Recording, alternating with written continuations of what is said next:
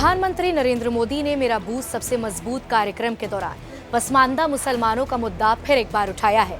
प्रधानमंत्री ने कहा कि वोट बैंक की राजनीति करने वालों ने पसमानदा मुसलमानों को तबाह कर दिया है। प्रधानमंत्री के इस बयान के बाद पसमानदा और बोहरा समुदाय की चर्चा एक बार फिर तेज हो गई है। आज हम आपको इस वीडियो में बताएंगे कि पसमानदा मुसलमान आखिर कौन होते हैं। नमस्कार, आदाब, मैं हूं आपके साथ अलीशा हैदर नकवी और आप सभी मेरा अभिवादन स्वीकार करें। दरअसल मुसलमानों में पासमानदा दलित और पिछड़ा वर्ग है।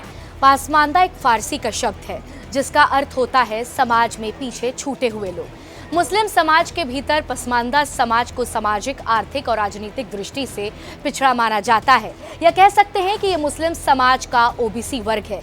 इसमें कुरैशी, मंसूरी, अंसारी, सलमानी, सिद्दीकी सहित 41 अलग अलग जातियां आती हैं। भारत में पिछड़े और दलित मुसलमानों को पसमानदा कहा जाता है। पसमानदा शब्द का सबसे पहले इस्तेमाल 1998 में ऑल इंडिया पसमानदा महाज की स्थापना करने वाले पूर्व राज्यसभा सांसद अली अनवर ने किया था। वो मुस्लिमों के इस वर्ग को पहली बार बहस के दायरे में लेकर आए थे। चर्चा होने लगी कि पिछड़ेपन से जूझ रहे इस वर्ग का विकास जरूरी है, इन्हें समाज की मुख्य धारा से जोड़ा जाए। पसमानदा मुसलमानों में दलित और पिछड़ा वर्ग है, लेकिन हिंदू दलितों की तरह इन्हें अनुसूचित वर्ग में नहीं रखा गया है। जबकि हकीकत यह है कि मुसलमानों में पसमानदा की आबादी करीब 85% है। हालांकि सत्ता में भागीदारी बाकी बचे 15% ऊंचे तबके के हैं। ऐसे में एक बड़े वर्ग के विकास की बात करके उन्हें अपने पाले में लाने की कोशिश बीजेपी लंबे वक्त से कर रही है। इसके लिए बीजेपी ने कई तरीके के कार्यक्रम भी चलाए हैं। पसमानदा मुसलमानों को अपनी तरफ खींचने के लिए बीजेपी स्नेह यात्रा तक निकाल चुकी है। हालांकि हकीकत यह है कि इस तरीके की यात्रा की बजाय बीजेपी अगर सचमुच गंभीर है तो उसे इस समुदाय के लिए कुछ ठोस कदम उठाने की जरूरत है। बीजेपी जानती है कि जिस विचारधारा को केंद्र में रखकर उसने सत्ता हासिल की है, उसके साथ साथ मुस्लिमों को अपनी ओर खींचना बेहद ही मुश्किल काम है। लेकिन इसमें अगर कुछ फीसद भी सफलता मिल जाती है तो ये बड़ी बात होगी। खासकर 2 मोर्चों पर बीजेपी झंडे गाड़ पाएगी। एक तो बड़े स्तर पर उसे अपनी छवि सुधारने का मौका मिलेगा, दूसरा मुस्लिमों का थोड़ा भी समर्थन मिल जाता है तो बीजेपी का वोट शेयर बढ़ेगा और वो ज्यादा मजबूती से सत्ता में आ पाएगी। बीजेपी को इसमें कामयाबी भी मिली है। पिछले दिनों यूपी उपचुनाव में बीजेपी ने रामपुर और आजमगढ़ में जीत हासिल की है। रामपुर में करीब 45% मुस्लिम आबादी है, वहीं आजमगढ़ मुस्लिम यादव बहुमूल्य क्षेत्र है, जहां इन दोनों समुदाय को करीब 40% आबादी रहती है।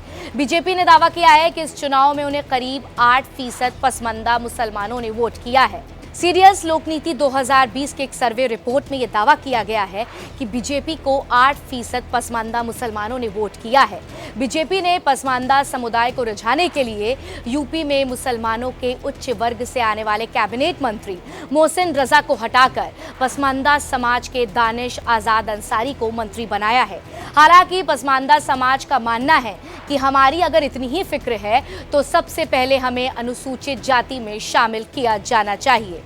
अब आते हैं बोहरा समुदाय पर। बोहरा गुजराती शब्द वाहुराव शब्द से आया है। इसका मतलब होता है व्यापार। ये मुसलमानों का व्यापारी वर्ग है जो काफी संभ्रांत और संपन्न होते हैं।